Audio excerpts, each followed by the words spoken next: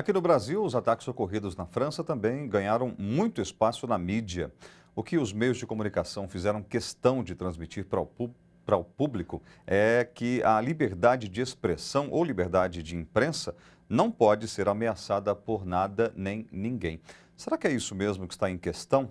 É sobre isso que eu vou conversar aqui agora no estúdio do Seu Jornal com Breno Altman, que é jornalista, diretor editorial do site Opera Mundi.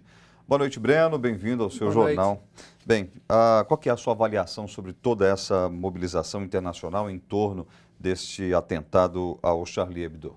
Olha, eu acho que a imprensa ocidental, ou boa parte dos mais importantes veículos, opera no mesmo comprimento de onda que o fez na época, por exemplo, dos atentados em Nova York. Ou seja, se busca construir uma narrativa de que o grande problema no Oriente Médio, o grande problema internacional, está na luta contra o chamado terrorismo islâmico. É evidente que o que aconteceu em Paris é um horror, deve ser condenado e punido com mais estrito rigor, mas a narrativa que se constrói é que o grande inimigo é o terrorismo islâmico com uma lógica. A lógica que, em nome da luta contra o terrorismo islâmico, ou da guerra contra o terror, as potências ocidentais possam ampliar sua intervenção no Oriente Médio, possam ampliar sua presença militar, possam ampliar sua presença econômica, possam ampliar o controle sobre as fontes de riqueza que existem naquela região e sobre a organização geopolítica naquela zona. Ou seja, que são efetivamente os elementos em disputa. Quem vai controlar o petróleo, quem vai controlar aquela região. A narrativa da luta contra o terror, da guerra contra o terror, incrementada depois dessa barbaridade cometida em Paris, ela é benéfica à ação das potências ocidentais e é benéfica à ação da ultradireita. Pois é, falando em lideranças internacionais, o que é que você achou daquela linha de frente da manifestação que houve no último domingo na França, reunindo vários chefes de Estado e governo? Aquela linha é reveladora da hipocrisia dessa situação.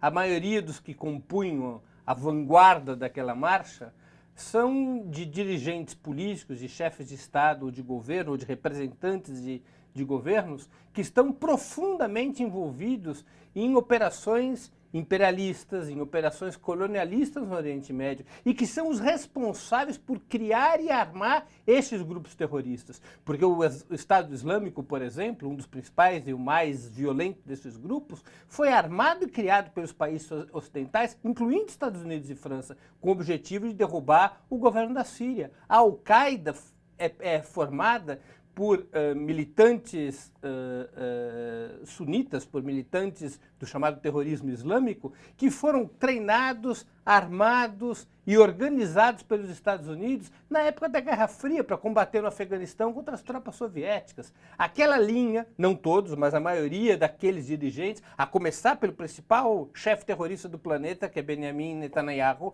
o primeiro-ministro de Israel, aquela linha de frente são os responsáveis pelo terrorismo no planeta, seja diretamente, como é o caso de Netanyahu, seja indiretamente, porque são chefes das potências ocidentais que operam no Oriente Médio com um caráter imperialista e colonial, repito, e que provocam uma reação desmedida, muitas vezes desesperada, algumas vezes criminosa, da resistência islâmica. Então, você acredita que, e concorda com que toda essa mobilização que foi feita acaba reforçando a direita e os sentimentos contra o Islã no Ocidente? Como é que pode se enfrentar essa demonização do islamismo? Olha, o que ocorreu em Paris foi um ataque criminoso que não existe qualquer argumento que possa relativizá-lo. É um ataque criminoso brutal.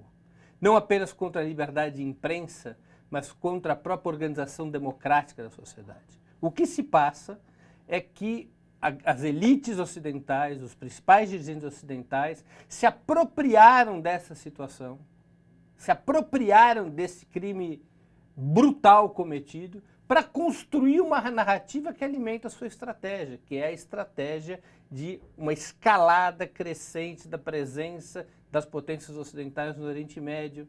E essa apropriação da narrativa tem que ser criticada, tem que ser discutida, tem que ser, em última instância, desmascarada, para que o mundo não caia novamente naquele clima que nós vivemos depois do 11 de setembro de 2001, no qual a guerra contra o terror justificou ataque contra populações civis, intervenções militares em outros países, ocupação militar de outros países sob alegações que depois se mostraram mentirosas, como a existência de armas de destruição em massa no Iraque. Nós não podemos deixar que, por conta de um crime que deve ser rechaçado e condenado, como foi o assassinato dos jornalistas do Charlie Hebdo, se crie um clima internacional que justifique essa escalada de caráter imperial que está presente no discurso das principais potências ocidentais.